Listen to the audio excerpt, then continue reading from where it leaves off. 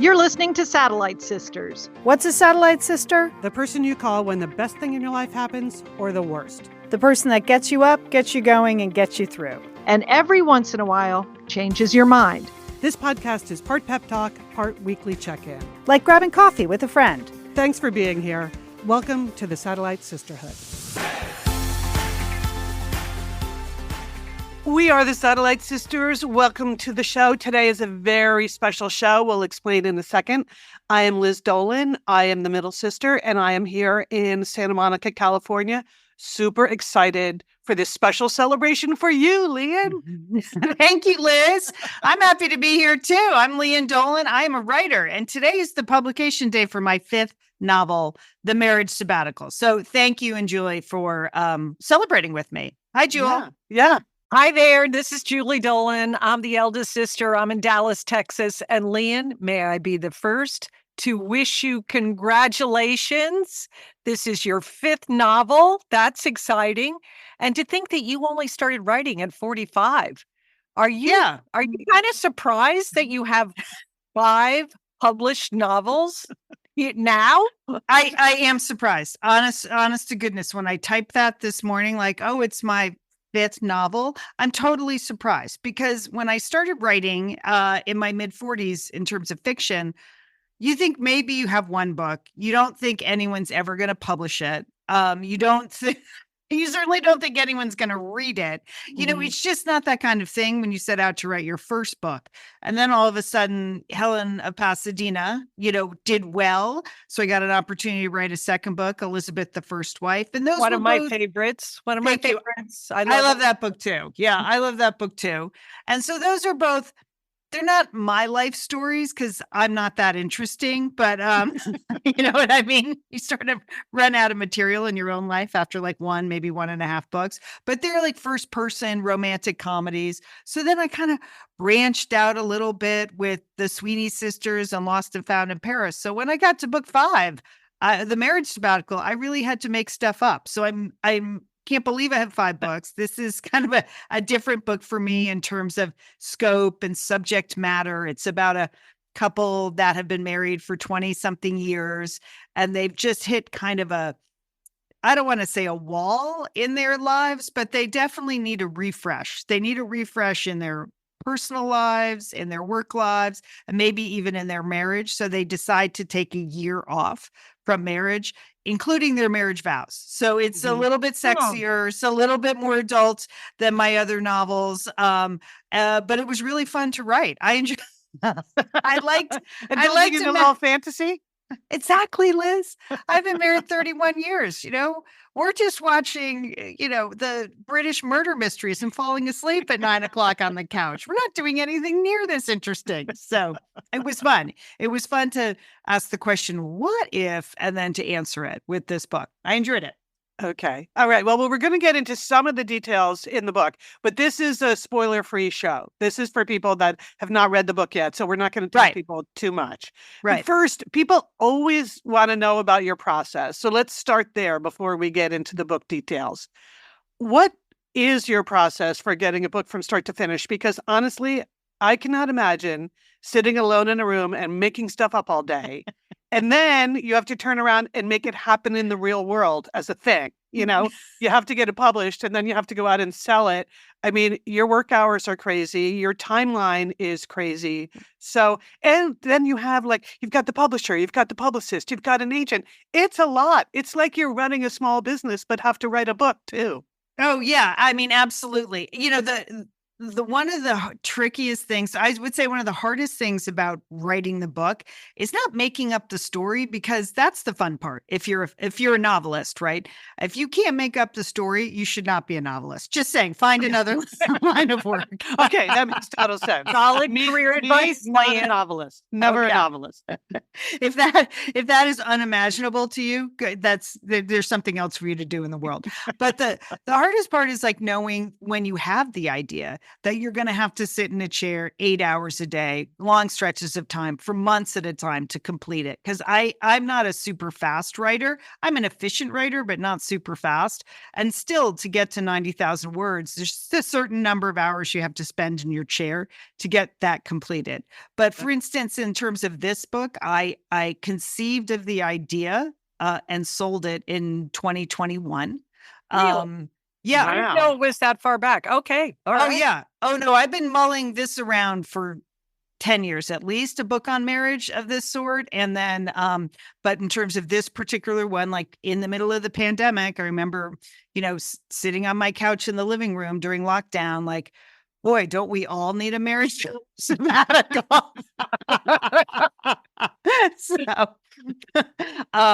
So then the publisher bought it. And then a few months later, I was still working on Lost and Found in Paris at the time. So then the publisher bought it. And then I started it in 22 and finished it in 23. And that is writing a first draft and a second draft and doing all the corrections and the copy edits and approving the back cover copy and the flap copy, everything like that. And then it's published in 2024. So it's a long haul. Like you're living and breathing the book for a long haul. When I'm in the middle of it, this one, I got a big jump start, but then I had to take a pause because sometimes life interferes, or we do a Satellite Sisters podcast, other things are happening. So I really, the last 8 weeks of before I turned in the first draft, I've never worked that hard on a piece of fiction, just 10, 12 hours a day, sitting there. Did you ever get sick of the idea or sick of the book? Just no, saying, no. Okay. No, that's interesting. No. Okay. Again, I think if that's the case, you're probably not writing an interesting book. That's also a sign. Yes. Okay. Listen to that. If you hear that in your head, ruh-roh. Yeah. But I think it's that point I can see it, but it still takes me X hours a day to get. I write about 12. A good day of writing for me would be about 1,200 words, right? That's for me, that's a lot of words.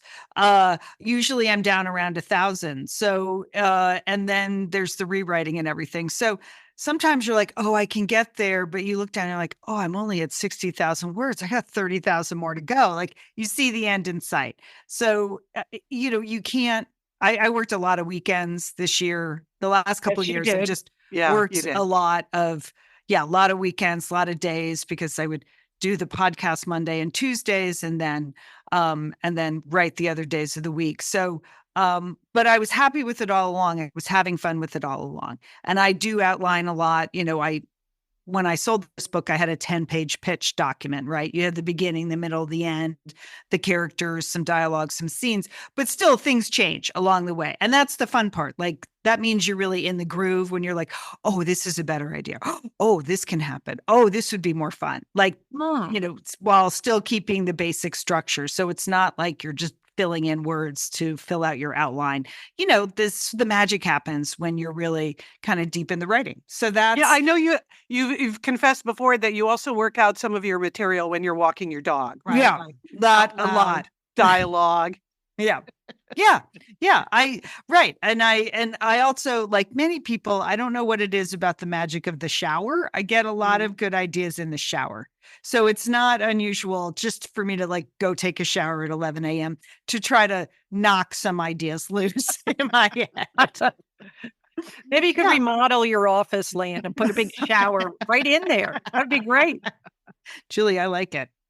So, and then, as you said, the publisher is on their timeline. And so this book has essentially been done since last September, but the publication date that works at their schedule, and they have to get all the art department and the advertising and the marketing and the printing and the distribution all lined up. So that's why it takes a while. That's why publishing is not a business it does not turn on a dime. It's not very zeitgeisty. You can't really jump on trends because you could look like an idiot 3 years later. But I do have to say, when I know we're in the next segment, we're going to talk a little more about the actual plot of the book. And this was one where I feel like I was ahead of the trend when I pitched the book. And then all of a sudden there've been a lot of discussion about open marriages and about, different generations and their interpretation of marriage, or will they ever get married, or relationships. So it sort of felt it felt on point as I was writing it.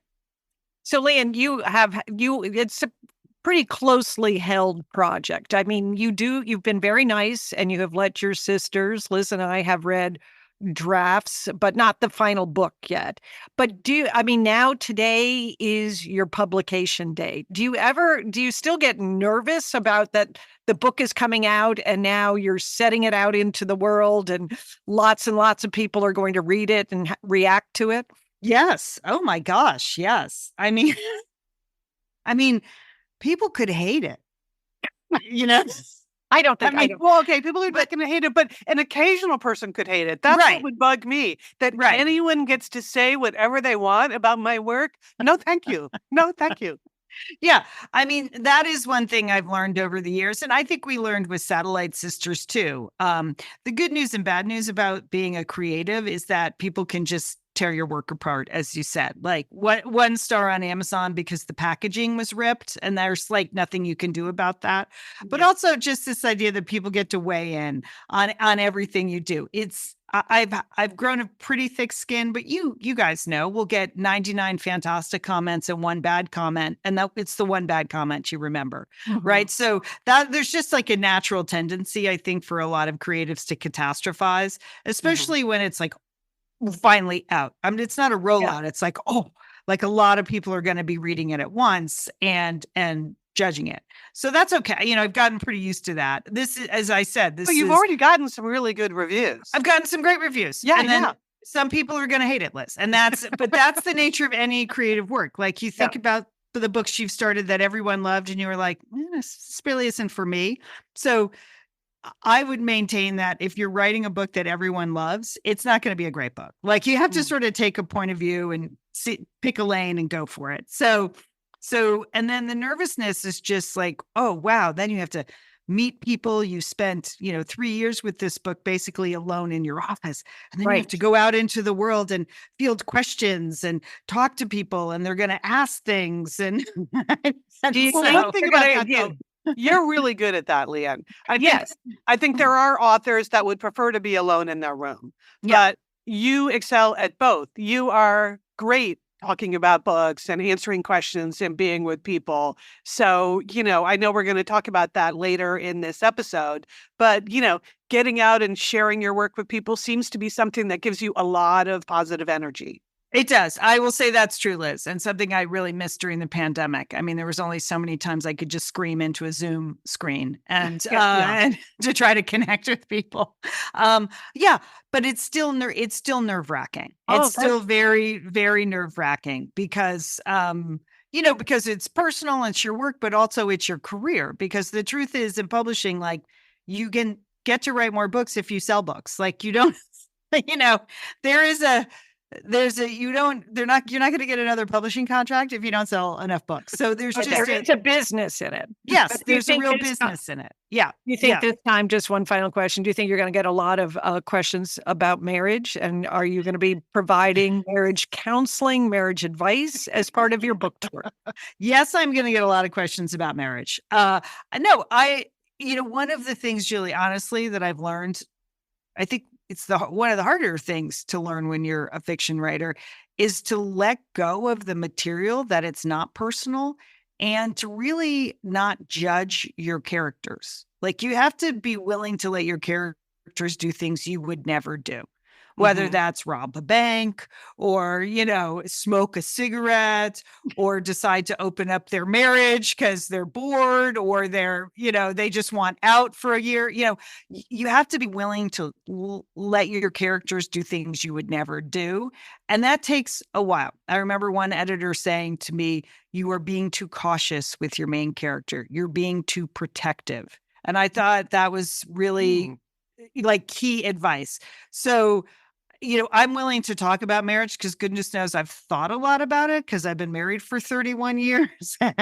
and I did a lot of reading before I started this book on marriage and all kinds of aspects of it because I wanted to get this, particularly this first 100 pages, right? So you're invested in these characters' lives. So you as the reader might not judge either. Like even if they're doing something you would never in a million years do, you can still enjoy their story. So I think that's what makes it fun to read. Yeah. Because it is something you wouldn't do. Well, Yeah. we don't know what you would do. Yeah. That's, That's how the much point, is Liz. fiction? Julie will never know how much she made up, right? I know. I think she's going to answer a lot of questions on that topic. Yeah. So, yeah. And that's okay. I've been working on that. Okay. Okay, well, now we're going to come right back and we're going to dig into the book itself, the story, the characters, the action. It'll be very fun.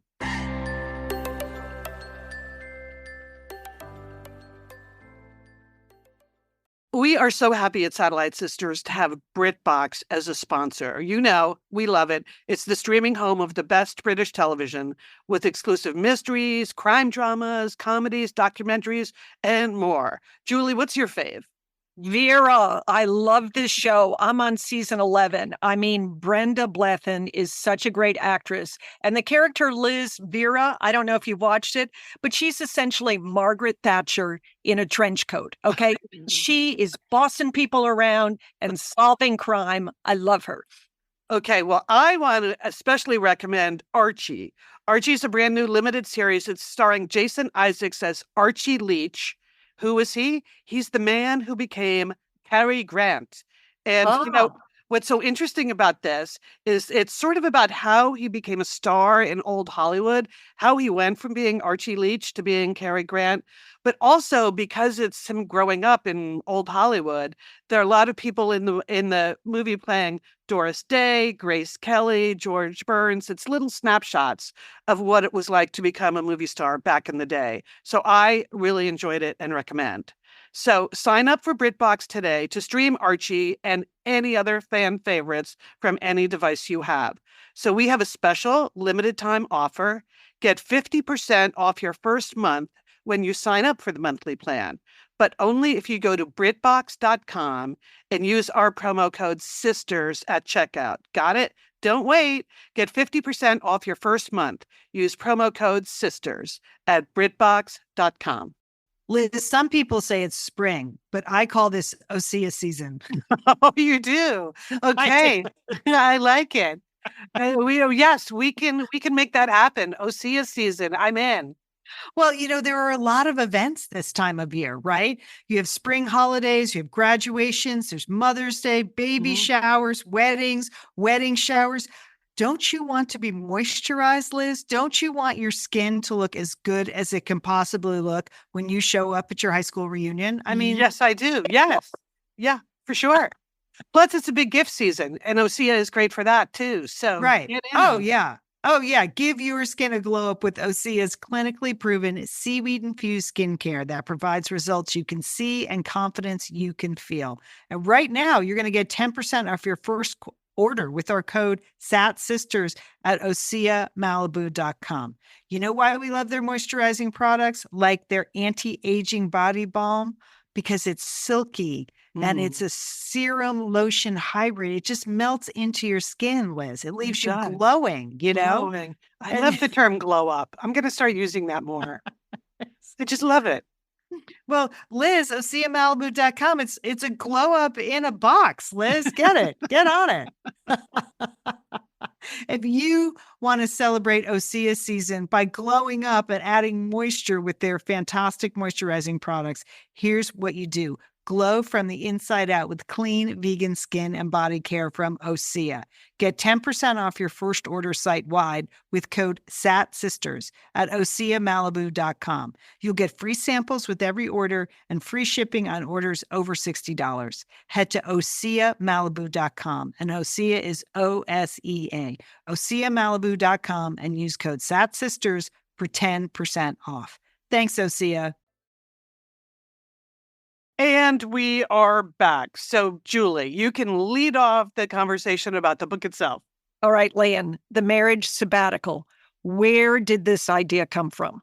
All right. As I mentioned, I've been thinking about marriage for a long time. And the original spark, many years ago, was a guest we had on Satellite Sisters, probably 20 years ago. Really? We had, yeah, I know. I am occasionally deep. I'm an occasional deep thinker, Jill. Well, I'm just surprised you can remember a guest from 20 years ago. So keep going, Leah. Yes. So, um, so we had Professor Stephanie Kuntz on. She had written a book called Marriage, a History. And she's a noted historian and a commentator, like, cultural commentator. And she talked about the idea that this view we have of marriage, of romantic love, of one person, of fidelity, of a lifetime commitment, is relatively new in the scope of human history. It's only a couple hundred years old. Prior to that, and we sort of, this in your heart, like, because we know that kings married to, to inherit land and get some cows and, get some soldiers, but even normal people did that too. So we are basically living like a giant social experiment, Joel. I don't want to. That's relatively new and sort of untested. And I remember that really struck me as like unbelievable, as if, why didn't anyone tell me this, before I got married? So with that in mind, I always just thought marriage is an interesting relationship. And the more you're married, you just sort of buy into this idea of like, we just have a lot of equity together now. We have emotional equity, we have financial equity, we have social equity. Like, we should probably stick together, and marriages go through ups and downs and good years and bad. I just thought it was a really interesting topic. And I didn't think that there were a lot of portrayals of good marriages in either like books or TV. There's a lot of portrayal of bad marriages, right? That's easy to write. I've written them. It's fun, chaos and conflict. But what does an essentially good marriage look like? And can you write about that in an interesting way? And then I was having coffee with an old friend of mine, and we were just catching up on things. And she'd been married for about 20 plus years at the time. And I was like, so, how are things going with so-and-so? And her spouse. And she said, I like being married. I just wish I could date occasionally. Really? Yes.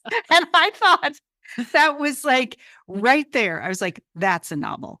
Like figuring out a way to write that, because that's not, it just, I think if you've been married a long time, you sort of understand what that means. Like, oh yeah. So that's when I started messing around with this idea of how could I write about a good marriage that has had good years and bad, where they just need a break. But I essentially wanted to write about a marriage, not necessarily about an open marriage, but this idea that this couple, Jason and Nicole, had made it to 23 years. They, had been through some stuff like every couple. And at 23 years, he had a work sabbatical that he was entitled to, that he had postponed because of the pandemic. And then he suffered some tremendous loss, and they were supposed to go away together. And what they realized was she didn't want to go on his sabbatical to Patagonia. She wanted to go to Santa Fe, but they basically wanted to kind of rediscover who they were before they said, I do. And so that was the book I set out to write. Uh-huh. Mm-hmm. Okay, so you mentioned your main characters are Nicole and Jason. Yeah. So where did they come from in your mind? Oh, yeah. Well, I wanted to write some Gen Xers. That was important. They're so Gen X. Yes. Everything, Right. Don't you think, Julie? Oh, yes. Because Julie Still and I not are boomers. No, Lian's a Gen X. She's constantly throwing it in our face. Yes. right. Nicole and Jason, 100% Gen X. And just doing inexplicable things in my mind. Yeah. See, that was the point. I do think there's a generational difference to people's attitudes about all kinds of things, but sort of marriage and self-identity and recreation would be one of them. But Nicole, I literally figured out the years I wanted them to be born. I looked up the most popular names that year, and I named them Nicole and Jason, because those were the two most popular names on the year I picked it out. I wanted them to be right in the demo.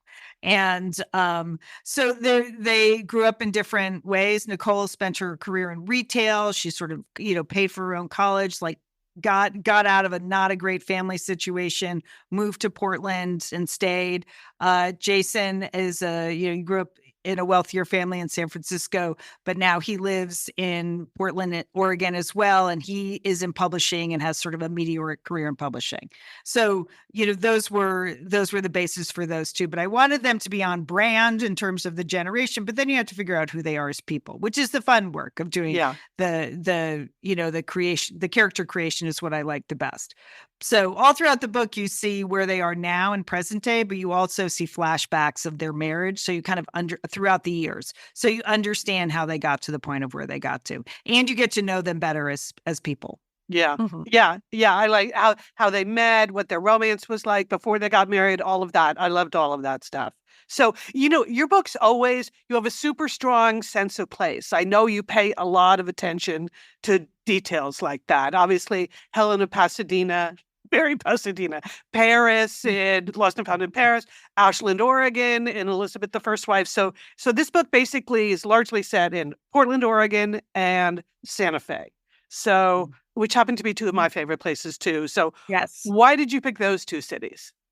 Well, Liz, you and I, we all lived together in the city of Portland in the late 80s, early 90s. When Portland... The glory years. The glory years. Before Portland was a hipster town, before the food carts. It was like slowly transitioning from a timber town to a sort of a creative town. And it was still cheap to live in. It was still a little bit gritty and dirty. And do you remember just how we cried when they announced they were putting a Saks Fifth Avenue in? Like, that was a sign. That was a sign. You didn't like that direction for Portland? No, we liked it. Happy tears, Julie. We were happy tears, Julie. We just needed one outpost. One decent store. And now there are many, but it was like, oh my gosh, that made our day.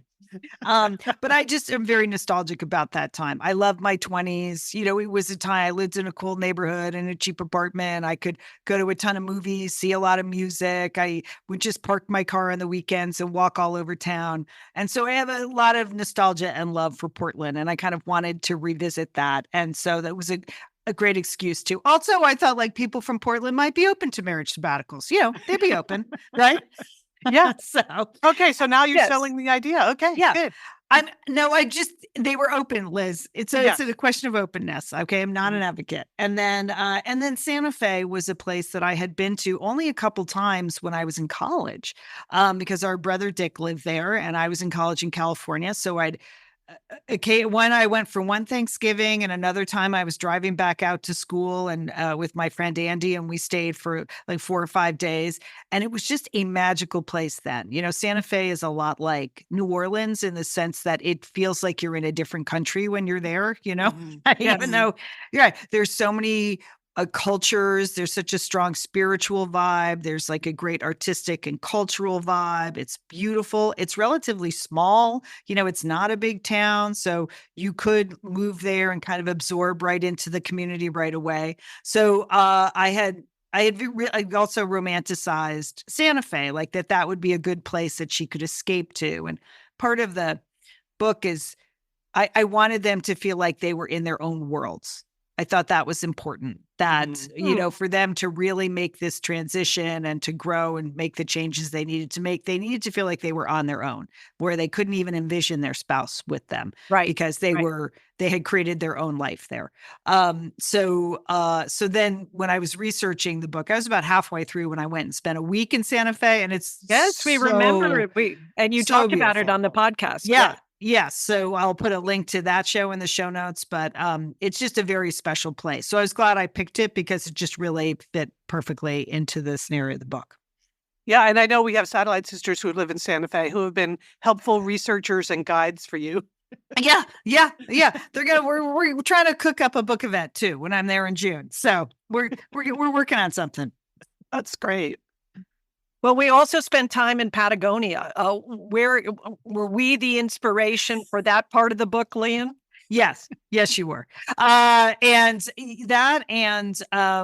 know we have a mutual friend's husband who did like a motorcycle trip through Patagonia, and I thought that sounded ridiculous. And then when you guys went to Patagonia. Yeah, Liz and I went on a hiking trip in Patagonia. Which sounded worse. I don't know what would be worse, hiking or motorcycling for days in like a windy, remote, cold country. It was a spectacular trip, Liz, right? It was.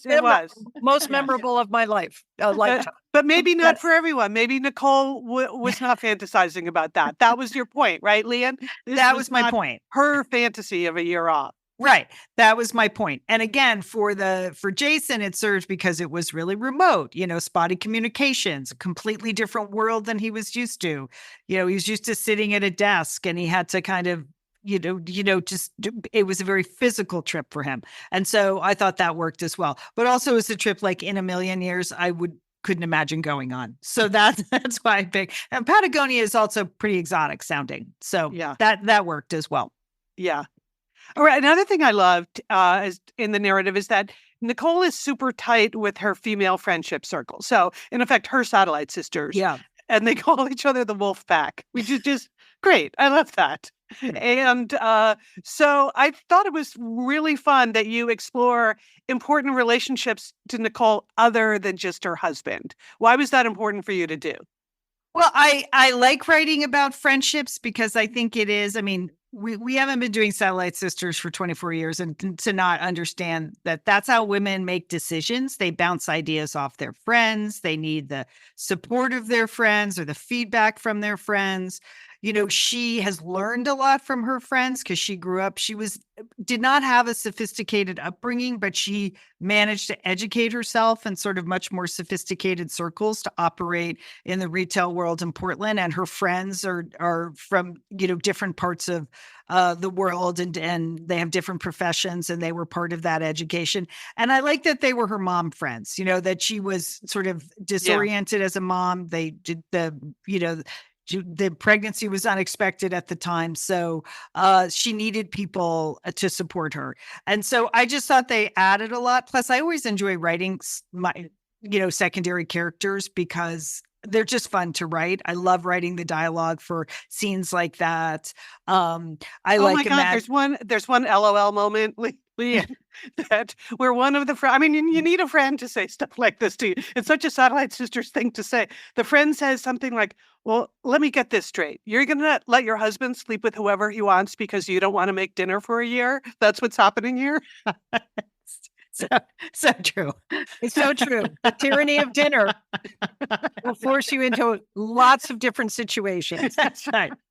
So, yeah, it allows it also allows just in terms of a writing structure, it allows you to see Nicole in another context and have those kind of dialogues, Liz, have that sort of scenes where people might question or support her choices. So also, it makes Nicole more likable. Can I say that? That she has these good friends. Yeah.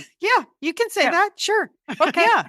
That's what I'm saying. It's part of my review. Yeah. And I liked, and, at the same time, she always is a little bit different than they are. She's from a different background than most of them. So yeah, I enjoyed the Wolf Pack. And of course, because it's Portland, they're all runners. They do a morning run together. And that's what kind of keeps them together over the years. Okay. Well, we mentioned also the Gen X power of the story. And part of that, always with you are so great with the cultural and pop cultural references in all of your books. So there's Nirvana, there's Soundgarden, there's Elliott Smith. Why is this so important to you to get those Gen X details right?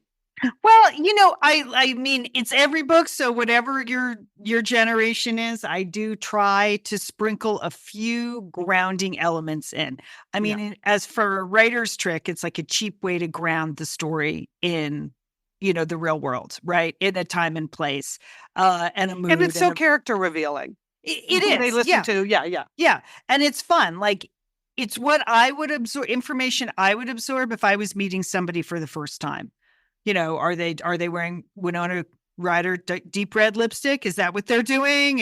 What is their perfume? What are they listening to? What magazines do they love reading?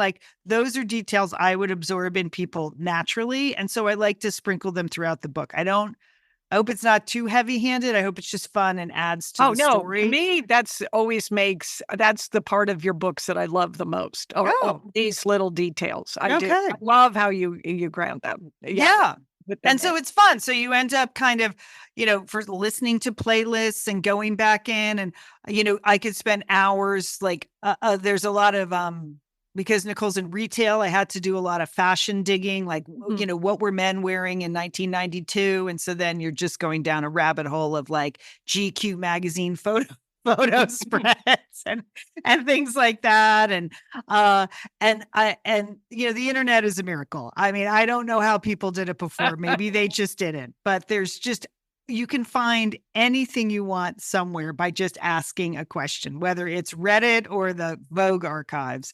And sometimes what I'll do is, stop and do the research right when I'm writing. Another time I'll just know, I need to get the name of a men's suit designer. So I'll just put 5 X's in the document so that I know when I'm going back for the rewrite to get that detail. There are times when I don't want to spend the time researching it while I'm writing. I just want to keep finishing the scene to plow down on my word count. And then other times where I like the break of let me go to Rolling Stone magazine and see what the, top 100 songs for 1996 were. So, that is the fun part of the book.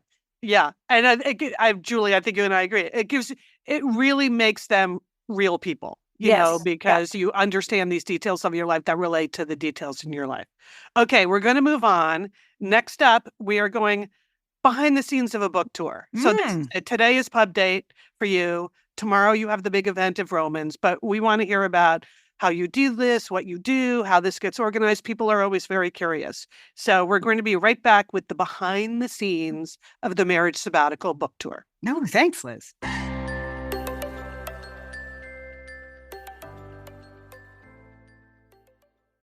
Liz, I am now just a devotee to my prose regimen, right? My hair care regimen. I know that, Lian. Lian, I'm looking at your hair right now on Zoom. Even on Zoom, your hair looks fantastic. I'm in training for this book tour, Liz. Perfect. Yeah. I'm going to be out there. I'm going to be, seeing people and photos will be taken. And I want to look great. At least have my hair look great. And I feel like with prose, I am well on my way. And it's because it's personalized for me, Liz. Yes. Okay. Prose is made for people, not hair and skin types. Personalization is rooted in everything they do. So you take the in-depth consultation, you get the made-to-order stuff, and then you follow, the instructions, Liz, and things get better. I take my vitamins. They're for me. They say Lian on it. I do, the shampoo. I do the conditioner. I do the leave-in conditioner. Sometimes I do the pre-shampoo scalp treatment, Liz. I don't have that all the time, but that is it's in my toolbox, my prose toolbox. Whatever it is, it's all paying off for you, Lian. You're just got a good hair game. Thanks to prose. Thank you. Of the millions and millions of possible formulas, Liz, only one is uniquely mine. And that is why I love my prose. Prose is so confident that you'll bring out the best in your hair that they're offering an exclusive trial offer of 50% off your first subscription order at prose.com/sisters. So you get your free consultation, then 50% off at prose.com/sisters. And prose is spelled PROSE. Prose.com/sisters. Thanks, Prose, for great hair.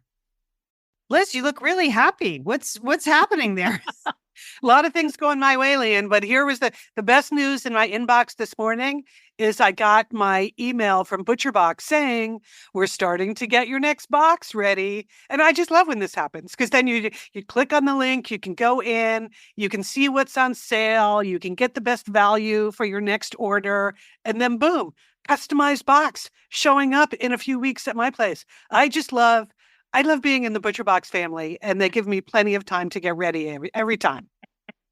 There is good communication in the ButcherBox family. I agree, Liz. They want you to be happy. Yeah. They want you to have She's peace better of than mind. many families. Better than many families. That's right.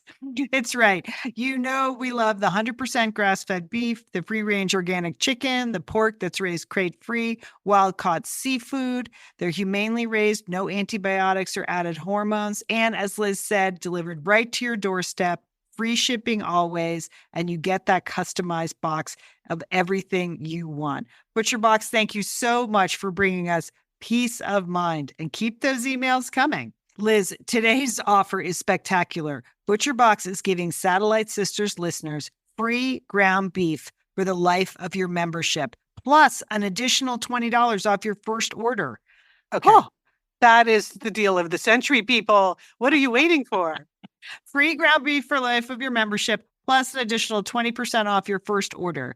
Use the link butcherbox.com/sisters and use code SISTERS to get free ground beef for life plus $20 off your first box. That's butcherbox.com/sisters, code SISTERS. Thanks, ButcherBox.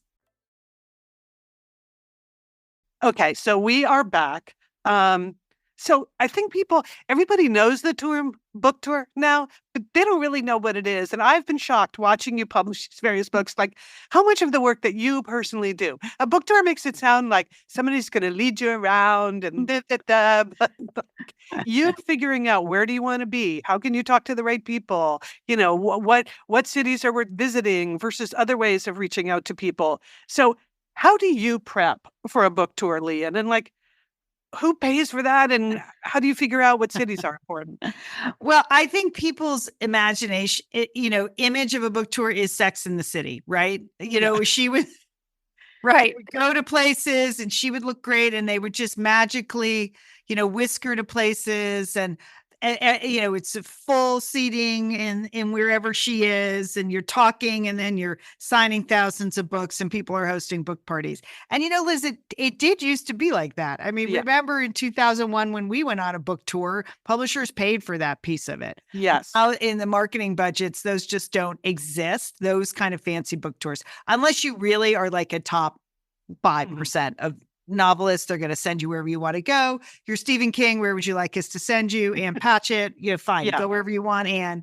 But for the rest of us in what they call the mid list, the middle of the list, Liz, we're just scrambling to put stuff together. And so, the bottom line is they're all self-funded. So I have to pay for everything. And so you have to do the economics in your head. Like if I go to a city, if I buy a plane ticket and park the car at the airport and take the Uber and maybe have to stay at a hotel, can I put together enough events to offset that cost in terms of book sales or publicity, or there's a marketing value? And you have to, some are real hard numbers and others are numbers that you imagine would be helpful. Like if you're doing an event for a very well-connected bookstore on the East Coast and they're, putting you out in their electronic flyer that goes to 25,000 patrons, then sure, maybe it is worthwhile to get on a plane. So these are the kind of things you have to balance when you discover where to go to a book tour. So I love when people post and say, oh, why don't you come to, and then they name a wonderful city. And I'm like, because it's just, I can't get anything going there because even bookstore visits now, publishers do not set up. They are not worth it anymore. See, that really surprised me. Well, I know that bookstores have thinned out. You are lucky to have the support of a fantastic bookstore in Pasadena, Romans. You are a hero at Romans. Yeah. And they're a hero to me. Like we have a great relationship for a big indie bookstore, but that's an outside publicist I hire. The publisher does not set up any bookstores anymore because they don't feel like it was worth the money because again, they said even big authors will go and there'll be 25 people there on a Tuesday night. You just never know whether it's going to be, one person is going to show up or 50, right? Right. So I do a few bookstore appearances, just especially in markets, maybe where that's the best place for me to be. Or again, it's valuable to be in the window of this, this particular bookstore. But otherwise, most of the speaking I do is at like organized luncheons and book festivals and author festivals and things like that, where there's just bigger crowds where a bookstore is going to sell the books there, but I'm not doing a bookstore appearance. Mm-hmm. So it's a combination of things that I do. And it's such a pity, Lian, because we talked about it in an earlier segment. Some authors, they're just not good public speakers. That's just not their thing. Yeah. They're writing. But you have that combo, Lian, right? That you write the books, but then your book talk is always so interesting and so revealing and thoughtful, and I think people always learn something when they come to hear you talk. So thank you, Joel.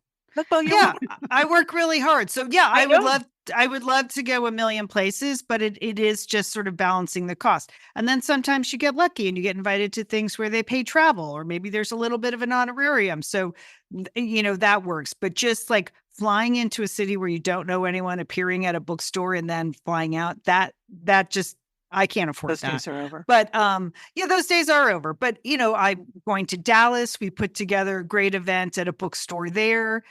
Julie is hosting. She has her people there. We have great satellite sisters there. And then my friend Melissa is going to do something at her house in Fort Worth. That's new, but that's a double worth going in. Like, okay, I got 2 events. Yeah, double. Well, we have 2 cities. Yeah, that makes sense. Yeah, 2 events in 2 cities. Yeah. And you have quite a reputation in Dallas. Yeah, that you've been here before with your other books. People love your books. And so we're going to put together a good show it's at Interbang Bookstore, which is a wonderful independent bookstore in Dallas. So I'm very excited about it. Yeah, in May.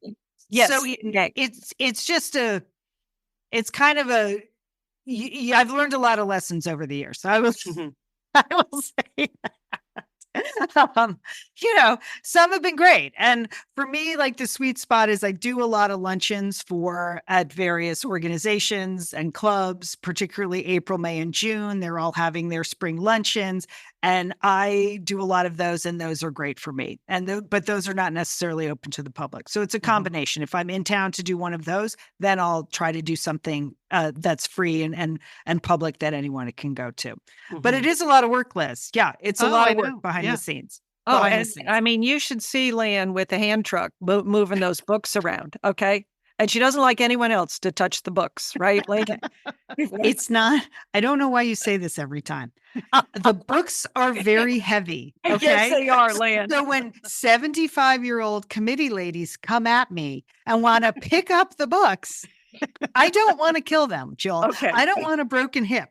So, okay. It's just I'm kidding. But it's just you don't have no idea. Like, and then people think the books are decorations, and they'll start spreading them around, and they're my merch. They're my merch, and I like to keep my hands on the merch. But I don't do too much selling of my own books. On this tour, I'm not selling any of my own books. We have bookstores and everything servicing all the events, which is good. Okay, well, I know your first public presentation is the big Romance Bash tomorrow. Yeah. I just want to, I'm sure you've thought about this. Obviously, the first question from any audience anywhere is going to be, is this about your marriage? Yeah. They're going to want to know, how fictional is this, Lian Dolan? Right. And maybe your husband's in the audience at Romans and they're all watching him. So what's your good answer to that? Yeah, I mean, I'm gonna let people come to the book talk before I give the actual answer on the air. Okay. And then that's a good tease, Lian. Just know that I have done nothing but think about this for the last 2 months. How I'm going to answer that question and how I'm going to position this. Because I have to say, like, in my mind, this was a book about 2 people in a marriage. Like, it was the story of a marriage, not necessarily the story of an open marriage. Yeah. I know that sounds crazy, but it's a very character-driven book. So then when I got the PR, the publisher sends you a whole bunch of questions when they first start working on your book. Your publicity person sends you all these questions, hoping to elicit interesting answers that they can then spin into a pitch to get your book placed places. And the first 8 questions were about, like, are you a believer in open marriage? Do you practice open marriage? What do you think of polygamy? Like, oh my gosh. I was like, is that the book I wrote? I didn't even know I wrote that book. So, well, I think we could say no. I mean, we don't really know what goes on in open marriage. Yeah, no. Yeah. I mean, the book is a novel, so of course it's fiction. But believe me, I have thought long and deeply about that. And I prepare for these talks because yes, you do, Liam. Yes. Because I do want them to be interesting, Julie. I want people to come away having a sense of where the book came from and what I learned from writing the book. And the truth is, every book I learned something different. I mean, it's a journey for me. I use that word lightly, but it's a journey for me as well as the reader. And so I have absolutely prepared for that question list. So you don't have to worry. Well, I'll be in the audience tomorrow, so I'll hear the answer. Oh, I didn't know you were coming. Someone asked if you were coming. I was like, I don't think so. Okay, great. I think I'm going to make it. Yeah. I mean, LA is a double too, because you're doing the Romans, and then because nobody in Pasadena would ever drive to the west side of LA and nobody on the west side would ever drive to Romans. I'm having a party for you next week. So we can cover the waterfront a little bit. But yeah. I thought I would come. Sounds fun. Okay, great. Yes, you should come and support. So, Lian, where are you going, and how can Satellite Sisterhood support you in this book tour and supporting your writing? Tell us. Okay, I'm so thankful for everybody in the Satellite Sisterhood that has pre-ordered the book and has been excited about it and has posted great things on their social media. I cannot tell you how important word of mouth is for an author like me. You posting or telling your friends about the book or showing up at an event is absolutely huge support, and I appreciate it. The other ways that people don't think about, but you can, if you're a library user, you can request my book at your library. That's fantastic. If you want to buy one copy, buying it at your local independent bookstore is a great way to alert the book buyer there that this book exists. You never know, those are small stores usually. They don't carry every book that comes out. So if you go in and order it and tell them, oh yeah, I'm excited about this book, it's about X, Y, and Z, they may go, oh, I think I'll order 5 copies. And then word of mouth gets spread. So I appreciate everyone listening to this podcast who has done that in the past or plans on doing that in the future. Fantastic. Picking it from your book club for your book club. So great.